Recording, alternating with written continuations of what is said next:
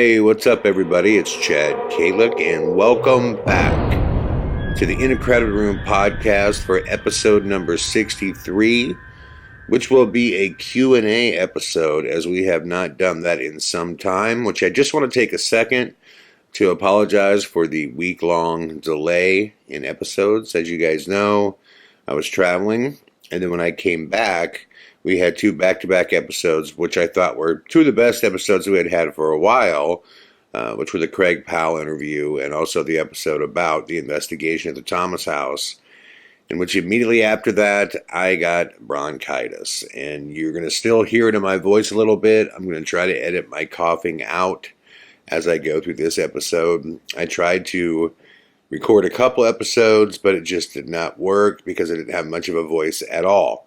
But no whining and crying. I'm back to it. I'm going to try to get through this whole thing without having a coughing storm. So let's jump right into these questions here right now, and I'll answer them as honestly as I can. Okay, question number 1 is from Karen from Ankeny, Iowa.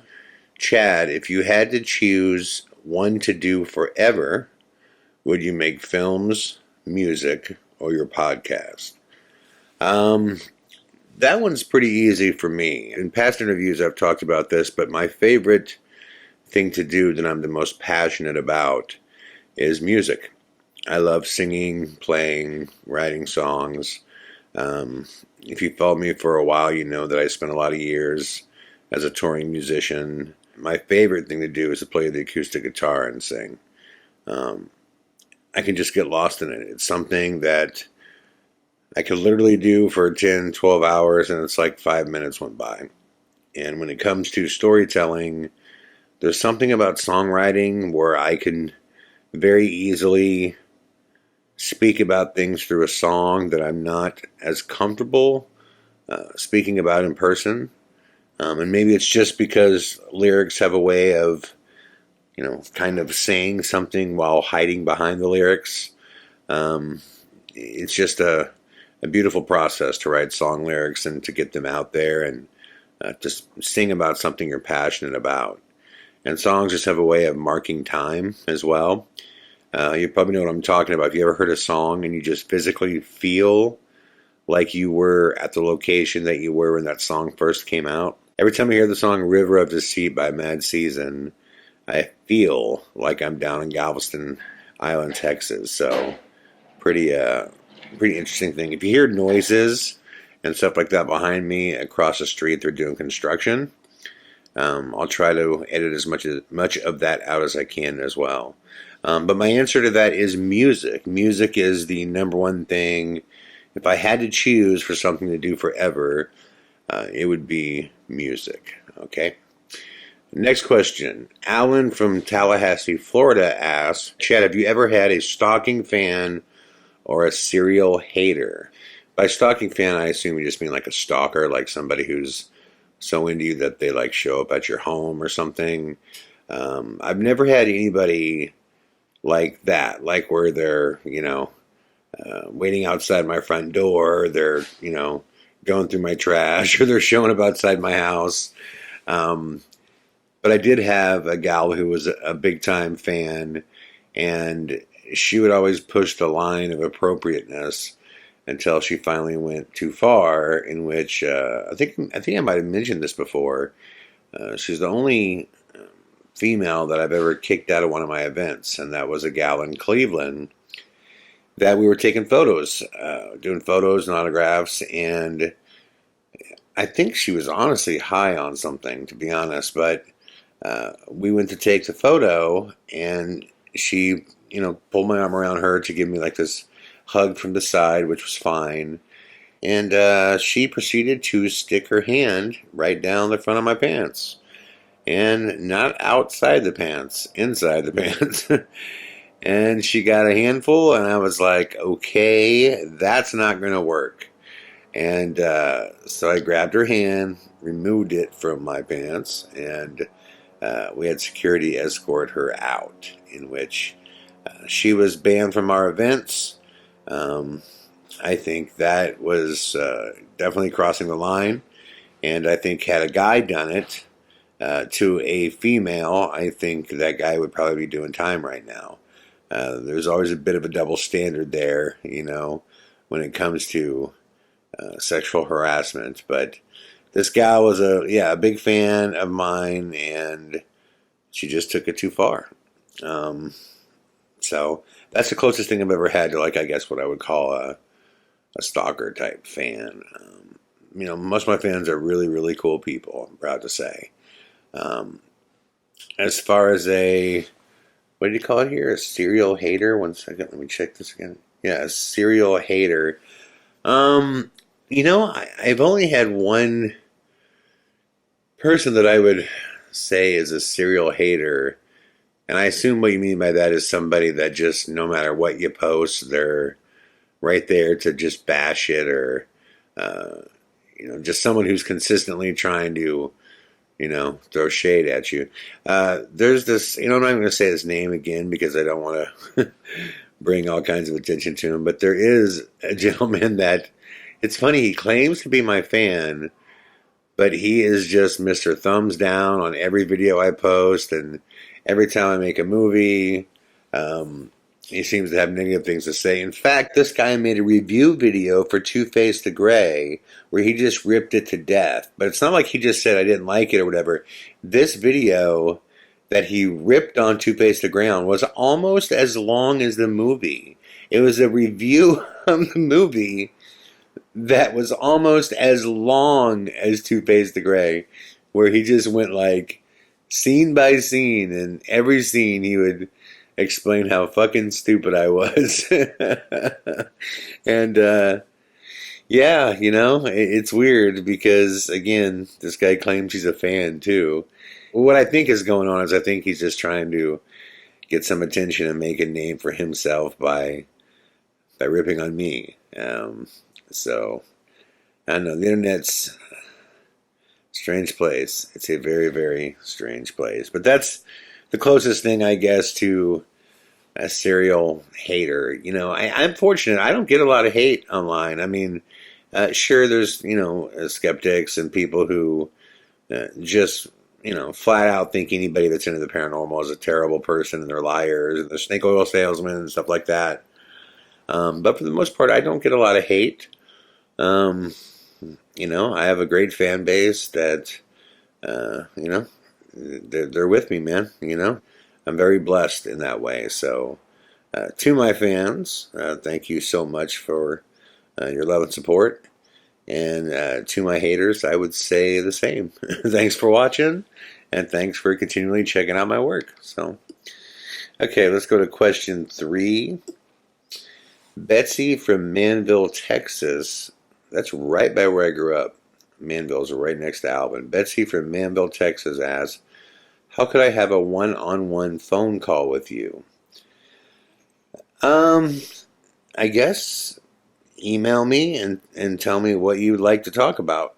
And if it's something that I feel is appropriate to hop on the phone and discuss, then I would do that.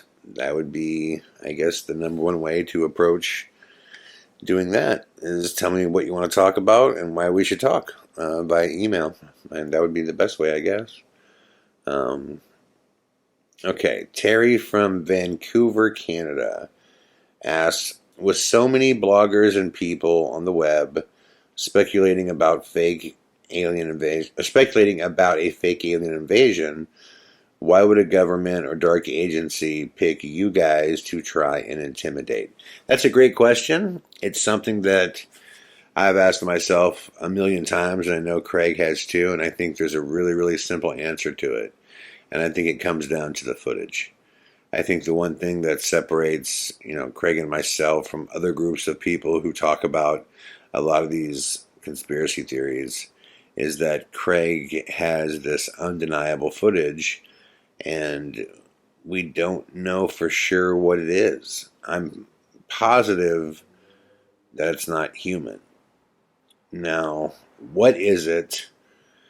That's being determined. I think the alien gray explanation, if you saw, obviously, Two-Faced the Gray, I think there's more than a strong argument for that. But I think the difference between us and everybody else is that Craig caught something on film that I'm not so sure he was supposed to. And he got it out to me, and obviously I got it out to the world. So I think the difference between us and most people, when it comes to the harassment side of the Two-Face case, I think that's the difference. Craig's footage, the Two-Face, the gray footage, which is also the Sir No-Face footage, same thing. I think that's the difference, and I think Craig has a bunch more, pieces of evidence as well, which I know he does, and he has it hidden, stashed, and stored all over the place, so no one could just swoop in and grab it all. So that's what I know now. Great question, though. Very, very smart question. Okay, let's get to the next question. Okay, Fuller from Woodland Hills. Great name, by the way. I love the name Fuller. Fuller from Woodland Hills, California asks, how are you and Craig dealing with all the bizarre stuff going on around you? Sorry, I'm wheezing a little bit right now. It's kind of like when someone's diagnosed with some kind of like horrible disease or something, or when someone loses a loved one, a loved one passes away or is suddenly killed, and you say, how can you live now? Well, you live through whatever you live through because you have to. You don't have a choice, I guess if you didn't want to feel those things, I guess, there's a choice of suicide and stuff like that, but that's clearly not a choice for me, and nor is it a choice for Craig. So I think in the same way that, like I said, someone deals with a loved one they lost, you just deal. You just get up and go about your day and try to create as much normalcy as you can, and that's that. And I know Craig would give the same answer: is that there's no one to call, right? You can't call the cops and say my phones are being tapped. I know that Craig can't call up the cops and say there's a guy across my street with a glowing head. You know what I'm saying? Like, there's nowhere to go. The only thing that even remotely feels like safety is public awareness. And to be honest, I'm not sure that stopping is any safer than moving forward. I mean, if you just stop, then no one can hear you scream, that type of thing, So, yeah, I guess you just do whatever you have to do. And that's how I've always looked at that, whatever comes my way as a documentarian, I'm just going to have to do what I have to do, to keep living, the life that I want to live. So it's a good question, and that's the best answer I could get. I feel like that was a terrible answer, but that's the most honest I can be, is just, you just live because you have to. Anyways, I'm being long-winded. I apologize. So moving on. Next, Lisa from Dallas asks, what is your favorite snack? I love these lighthearted questions like this, by the way. My favorite snack, Lisa, is Totino's pepperoni pizza rolls. I am telling you, if you leave me with the king-size bag of those things, I could eat 2 pounds of those fuckers straight. I love Totino's pizza rolls. It's probably my favorite food in the world, period. Not just snack food, just across the board. I love me some Totino's pizza rolls. But Laura will not let me get them a lot of the time, which I totally understand. They're obviously horrible for you. It is just pure, microwave nuke food. But God, they're good. They're so fucking good. God, I love it. Yeah, I'm just thinking about it right now. It makes me want to eat them. Man. Ugh. But yeah, I love some Totino's pizza rolls. So, okay, Blando, another great name, Blando, from Golden, Colorado, asks, Who is your favorite paranormal investigator? This one for me is easy. Josh Gates. I think Josh Gates is just phenomenal at what he does. He's into it. He's a smart investigator. He's a ton of fun to watch. I think he's awesome. So that's very simple for me. I don't know Josh either, which is really weird because I think I've met, hung out with, investigated with just about all of them, except for Josh. And maybe that's part of the reason why I like him so much. I haven't met him, but no, I think he's fantastic. So, and next, Jamie from Crete, Nebraska wants to know, what is your creative process? I could tell you, but wouldn't you rather just see? Okay.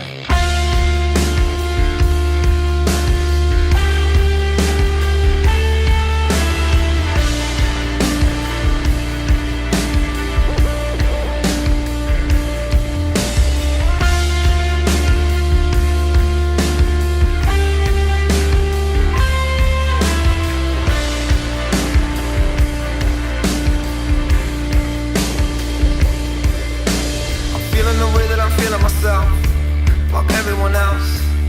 Gotta remember that nobody's better than anyone else here. You need some time to think it over. Look what they do to you, look what they do to me. You must be joking if you think that either one is free here. Get up off your knees, girl. Stand face to face with your God.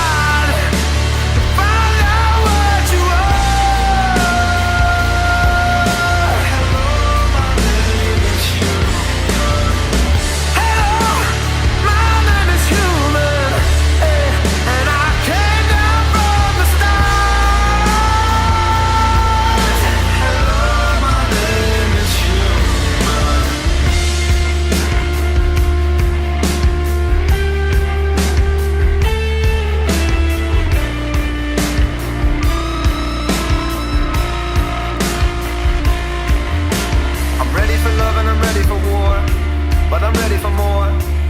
I know that nobody's ever been this fucking ready before. Hey. Do you need some time to think it over? So figure it out or don't figure it out. I figured it out. The bigger the river, the bigger the drought. Get up off your knees, boy. Stand face to face with your God.